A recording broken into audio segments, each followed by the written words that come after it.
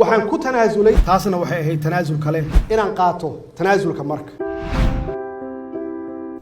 inta jeer ee madaxweyne Farmaajo tanaasul u sameeyay doorashooyinka dalka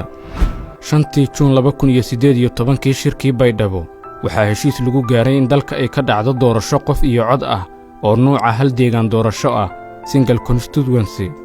markii sharcigaas ay xukuumaddii diyaarisay ayaa baarlamaanku diiday mid cusub oo qof iyo cod majority ah ayuu keenay madaxweynuhu waa u tanaasulay lana qaatay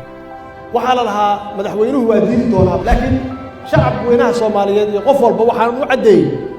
kan kii aan tashiin inuusan ahayn laakiin aan saxiixay haddii dalku hor u soconayo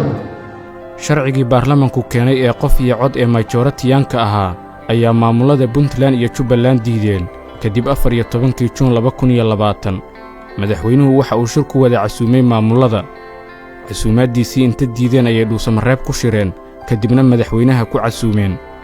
isagoo ay gogashiisii diideen ayuu mar kale u tanaasulay oo toodii aqbalay shirkii Samareeb 3 ayaa dawlad goboleedyadu diideen sharcigii doorashada ee qof iyo cod madaxweynuhu waa u tanaasulay waxa uu la qaatay nuucii ay soo jeediyeen ee doorashada deegaamaysan misna waxaa ka biyo diiday Puntland iyo Jubbaland Sebtembar 2020 madaxweynuhu waxa uu Muqdisho shir ku wada casuumay dawlad goboleedyada madaxweynuhu waa u tanaasulay isaga oo ku yiri wixii aad ku heshiisaan baan idin la qaadanayaa ee soo qora idinku waxaa sidaas ku yimid heshiiskii 17 Sebtembar waxaan ku yiri qol gala wax ku soo heshiiyay qol bay galeen muddo waxay ka shaqeynayeen bil ku dhawaada waxay keeneen heshiiskii aan gaarnay markii ay soo dhameeyeen yaa waxaan ku yiri ma waxba idin kugu harsan haddii waxaan public soo dhigno oo aan ku heshiino ama ka noqotaa ma yiraahdeen kama noqonayno wixii arrin waa helnay waa tanaasul kale iyada naftigeeda oo aan sameeyay heshiiska 17 Sebtembar kaliya waxa uu madaxweyne Farmaajo soo jeediyay in lagu daro laba qodob oo kala ahaa 1 in guddiga doorashooyinka qaranka ay doorashada qabtaan 2 in haweenka tartamaya qarashka diiwaangelinta laga yareeyo labadiiba waa laga diiday kuma sadhagina waa u tanaasulay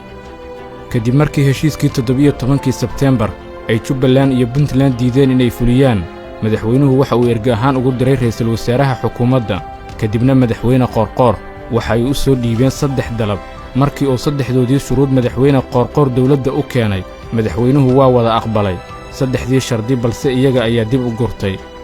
isaga oo 5 bilood ku baaqayay dadaalna geliyay in la fuliyo heshiiskii ayaa si xal loo gaaro horena loogu socdo madaxweynuhu mar kale Samareeb ku casuubay dawlad goboleedyada si loo xalliyo waxyaabaha hortaagan fulinta heshiiska taas oo muujinaysa heerka uu madaxweynuhu u turayo dalka iyo ka go'naanshihiisa in doorasho la aado markii shirkii Samareeb 4 la isugu tagay madaxweynuhu waxa uu tanaasul ka muujiyay dhammaanba qodobadii ay xujada ka dhigeen qoliyaha diidan fulinta heshiiska waxa uu aqbalay 1 in senator Cabdi Xaashi xubna laga siiyo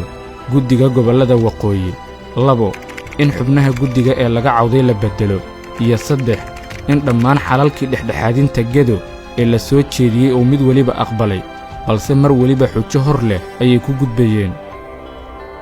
mar waliba oo ay dalab hor la soo jeediyaanba madaxweynaha si uu wada jirka qaranka u dhowro waa u tanaasulay balse markii uu xujo furo si hore loogu socdo mid hor la ayay keenayeen si aan loo dhaqaaqin